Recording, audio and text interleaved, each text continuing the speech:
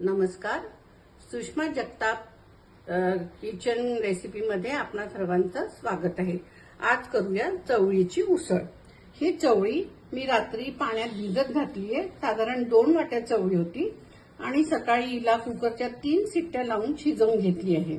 त्याच्यासाठी आपल्याला लागणारं साहित्य आहे 1.5 कांदा, 1 मोठा टोमॅटो, कोथिंबीर आणि हिरवं वाटण आणि 1 चमचा हळद, 3 चमचे तिखट, 1 छोटा चमचा जिरेपूड आणि 1 मोठा चमचा धनेपूड.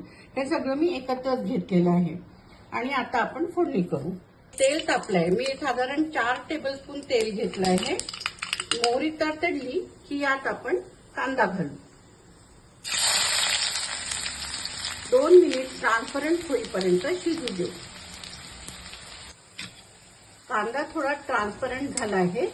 यात आता आपण हिरवं वाटण घालू आणि याला 1 ते 1.5 मिनिट नीट परतून घेऊ. त्याचा कच्चेपणा गेला पाहिजे. या कांद्यासोबतच हिंग राहिला होता, तो हिंग टाकून घेते आणि हे मिश्रण आपण नीट परतून घेऊ. आपला कांदा आणि मसाला नीट परतला गेलाय. आता याच्यात 1 चमचा हळद, 3 चमचे तिखट, 1 छोटा चमचा जिरेपूड आणि 1 चमचा धनेपूड घालत आहे. सोबतच थोडी कसुरी मेथी हातावर चोळून घालत आहे.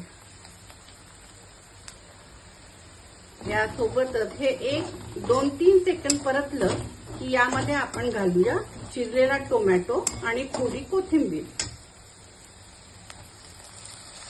टोमॅटोचा कच्चेपणा जाईपर्यंत नीट परतून घेऊ. आता हे खाली लागत असेल तर याच्यात अगदी थोडं घोटभर पाणी घाला. मी हे आपले चवळीचे दाणे त्यातलं पाणी काढून घेतलंय, त्यातलंच थोडं पाणी घालत आहे. तुम्ही दुसरं साधं पाणी पण घालू शकता. चवळी शिजल्यानंतर चवळीचं पूर्ण पाणी काढून घ्यायचं, ते ठेवायचं नाही.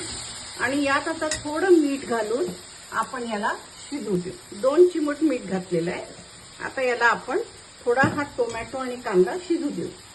तर आपण याच्यात घालूया शिजलेली चवळी. यातलं पाणी पूर्ण काढून घ्यायचं आणि हे पाणी फेकायचं नाही. आपण शेवटी जेव्हा रस्सा करू ना तर त्यात हे पाणी आपल्याला वापरायचं आहे.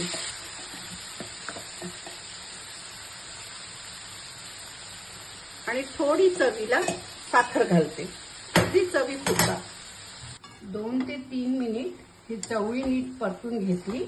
सोबतच बाजूला गरम पाणी व्हायला ठेवलं. आता यात आपण हे पाणी घालू. गॅस मोठा करा आणि हे पाणी याच्यात घाला. घाला. तुमच्याकडे गरम मसाला असेल तर तुम्ही गरम मसाला घालू शकता. मी छोले मसाला घालत आहे. 1 चमचा छोले मसाला आणि सोबतच 1 चमचा बटर घालते. बटरमुळे त्याचा स्वाद खूप छान येतो. तयार आहे. चवळीला बरबटी सुद्धा म्हणतात. आता बघा छान रस्सा झालाय दाटसर. कांदा बारीक चिरलेला आणि थोडी कोथिंबीर. तर या प्रकारे चवळीची म्हणा किंवा बरबटीची उसळ तुम्ही तयार करू शकता आणि एन्जॉय करू शकता. तुम्हाला रेसिपी आवडली असेल तर चॅनलला सबस्क्राईब करा. थँक्यू.